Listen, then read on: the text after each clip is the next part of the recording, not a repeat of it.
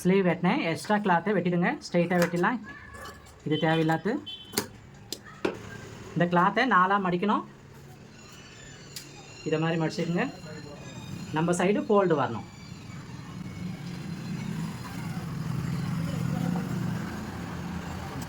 இது வந்து straight cutting. Bag front ஒன்றா தான் நம்ம கட் பண்ண போகிறோம். நம்ம சைடு ஃபோல்டு பண்ணது 2 வரணும். ஃப்ரண்ட்டு பேக்கு 2 சைடு வரணும். ஆப்போசிட்டில் 4 கட் பண்ண சைடு வரணும். மாற்றி போட்டுறக்கூடாது. இந்த கிளாத்தில் பார்ட்ஸ் எங்கெங்கே வரும்னு பார்க்கலாம். மேலே வரது ஷோல்டர், ஆப்போசிட்டில் வரது ஸ்லீவ் சைடு வரும், கீழே வரது உயரம் வரும், நம்ம சைடு வரது ஃப்ரண்ட் நெக்கு பேக் நெக்கு வரும். ஷோல்டர்லேருந்து உயரம் மார்க் பண்ணிடலாம். 13 + அரை 14க்கு ஒரு மார்க்கு.